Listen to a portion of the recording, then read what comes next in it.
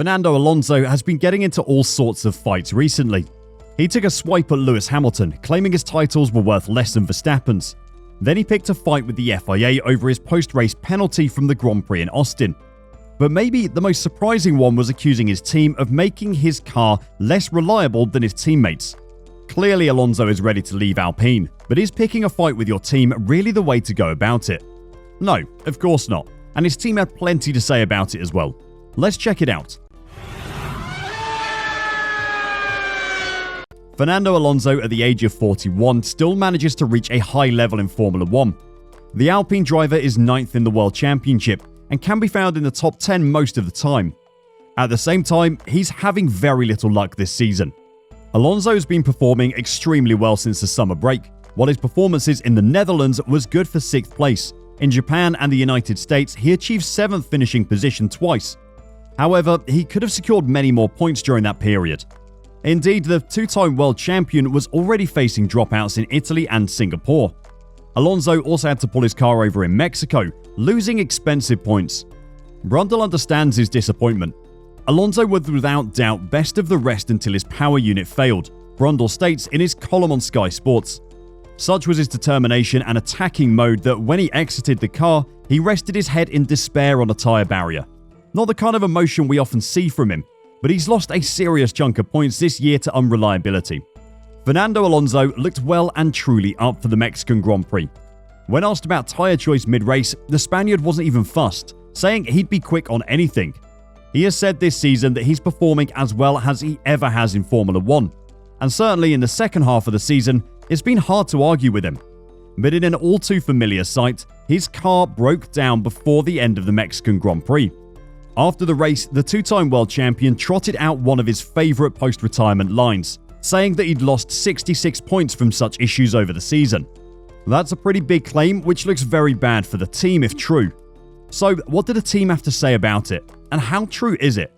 Well, before we find out, let me tell you about Established Titles, an incredible company that's preserving the natural woodlands of Scotland and helping with global reforestation. This amazing last-minute gift makes you the owner of 1 square foot of land in Edelston, Scotland, and Established Titles plants a tree with global charities, 1 tree planted and trees for the future. Saving the planet is obviously amazing, but this gift does something even better. There is an old Scottish tradition of calling landowners lairds, which is lord or lady to those of you who don't live in 15th century Scotland.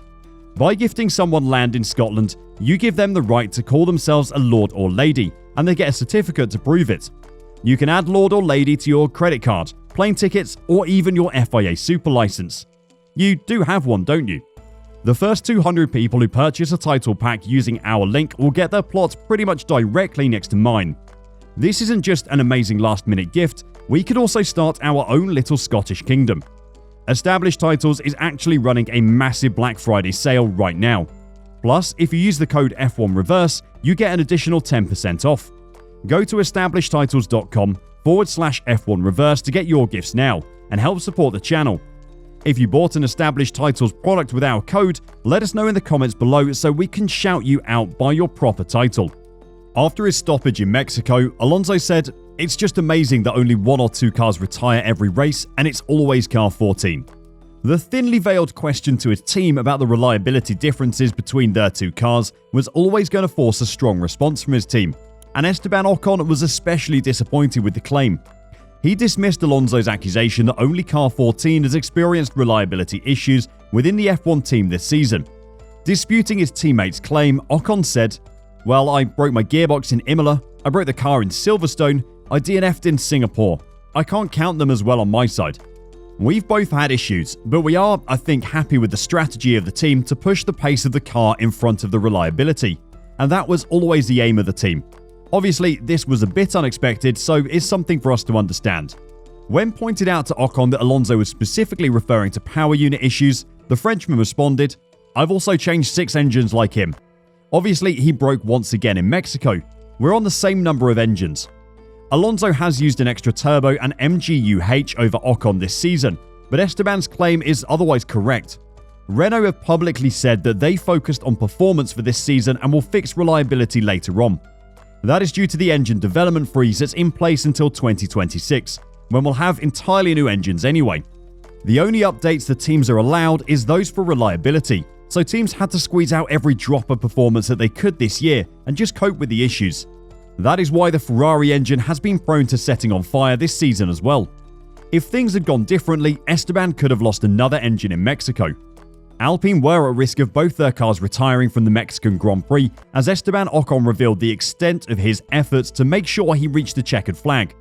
In what he described as a race of damage limitation, Ocon had to manage a lot of cooling issues the whole way, having to lift and coast for quite a lot of the race. Alonso's unrelated problem only struck later in the race, but Ocon had to spend the whole afternoon managing high temperatures, which threatened to end his race early. The high-altitude circuit in Mexico created cooling problems for many teams, but when your engine enjoys breaking down as much as the Alpine engine does, those problems can very quickly become critical. Esteban's ability to manage the overheating problem in Mexico meant he finished the weekend 11 points ahead of his two-time world champion teammate. But what about Alonso's claims of losing 66 points to reliability issues this season? I love Alonso as much as the next person, but surely that is hyperbole. Well, let's do a quick bit of fact-checking on his lost points due to reliability. Alonso's season got off to a tricky start in Bahrain, when his race was compromised by engine issues and a strategy misstep from his team. Even so, the wily Spaniard managed to take home 9th, 2 places behind teammate Esteban Ocon. Too hard to say how many points were lost, so let's call that a 0. Then, in Saudi Arabia, Alonso's Renault power unit failed, forcing him to fit a new one for the Australian Grand Prix. Caused by a water pump issue which led his engine to overheat, the problem saw him retire from what would have been 6th place. The water pump issue is the same one Ocon encountered in Mexico. That was 8 points gone. Alonso continued his scintillating form into the Australian Grand Prix qualifying, where he appeared to be challenging for pole position. However, the 41-year-old hit the barrier at turn 11 during Q3 in an incident that was blamed on a hydraulics failure. Even starting 10th, he looked competitive, but safety cars ruined his strategy and he finished dead last. On the pace of the weekend, and considering the retirement of Verstappen and Sainz, he should easily have taken 3rd off Russell, so that's 15 points, bringing his total to 23. At his home Grand Prix in Spain, the veteran then started from the back, after taking a penalty to change his power unit. Even though Alonso had only managed to qualify 17th, and he ended up recovering to 9th, the change didn't exactly help. We won't give him any points for that, but it highlights his problems well. During the Canadian Grand Prix, Alonso appeared to be going well, qualifying 2nd before running a long opening stint. But it wasn't long until the same reliability issues resurfaced, and running on low power saw him drop to 7th. Then, adding insult to injury, Alonso was given a 2-second penalty for weaving in his battle with Valtteri Bottas, dropping into 9th. The penalty was his fault, but the loss of power dropped him from 3rd to 7th, so that's 9 points and the total lost is 32. In Austria, Alonso qualified in P8 behind Esteban Ocon in P5 for the sprint race. Alonso did not get round to racing, as his car broke down again in the sprint race. He still managed 10th place in a catch-up race on Sunday, but saw teammate Ocon take 9 more points with his 5th place finish. Assuming he would have finished a place behind Ocon on Saturday and Sunday, that is 10 points and his total loss is now 42. Things went wrong again in Italy when Alonso dropped out from P7 with engine problems. 42 plus 6 is 48. The same thing happened in Singapore a few weeks later. Alonso was in 6th before his car gave up and 48 became 56 points lost. The breakdown in Singapore meant a grid penalty in America, which again hampered his point scoring. By how much? Who knows. But in Mexico, he drove in 7th before losing a cylinder and then retiring completely. That brings his total to 64 points. You can understand why he's unhappy now, can't you?